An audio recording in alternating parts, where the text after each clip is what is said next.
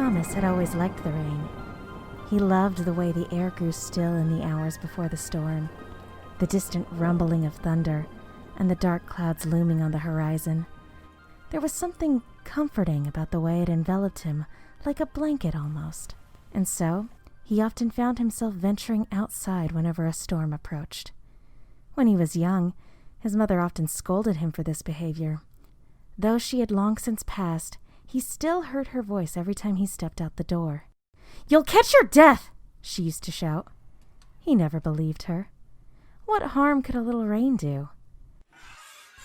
The screen door clattered behind him as he descended the front steps of his condominium, an accursed yellow thing with rickety windows that his realtor friend, Susan, had convinced him to purchase some years past.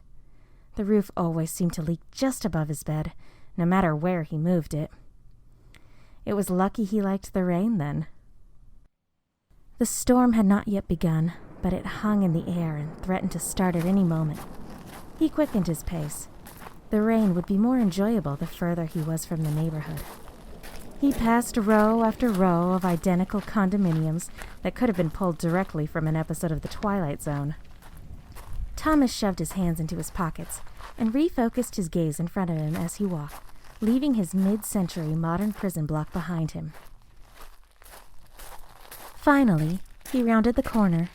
Ahead of him stood someone. She was tall and slender, with her hands outstretched towards the sky. A light breeze brushed the dry, brown grass around her ankles. She was captivating. So much so that Thomas slowed down so he could observe her. Her dress was overly long and pooled on the earth behind her. She stood completely still as her eyes worshipped the sky above her. As he got closer, he noticed she was soaked to the bone. The storm was still a few miles away. How had she gotten this way? "Ma'am?" He dared not speak above a whisper. Her face was unreadable. She did not respond. "Are you all right?" he called out. Those cool, gray eyes did not shift from the sky. They were slightly too large for her face, too wide and unblinking.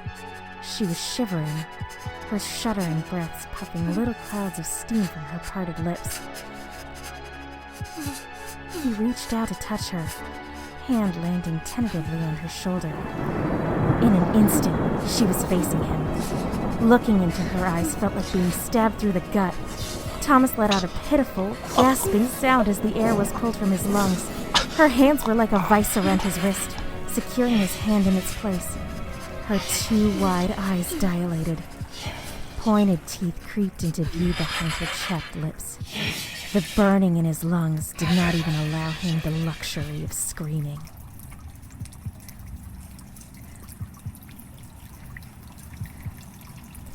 Thomas's grave was modest, the best his brother could afford with the meager inheritance he had left him. He stood there, long after the funeral, resting a hand on the tall, gnarled oak tree by the departed's grave. After the rest of the mourners left, he straightened, content with the amount of grief he'd shown for the day, and headed towards his car. He had other things to do than wait around in a graveyard all day. Life would always go on, he mused as he walked through the graveyard, present company excluded.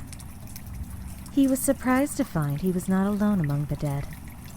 A tall, slender woman stood but a few feet away, the rain already dripping from her hair and clothes.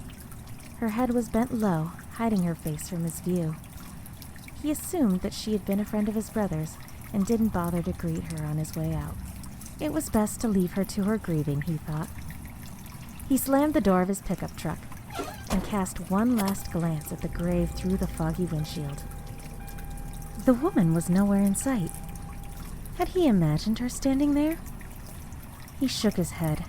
Grief could do funny things to the mind. A steady stream of water drip, drip, dripped onto the simple gray headstone from the branches. Thomas's brother found a little comfort in this, a melancholy smile on his face as he drove away. After all, Thomas had always liked the rain.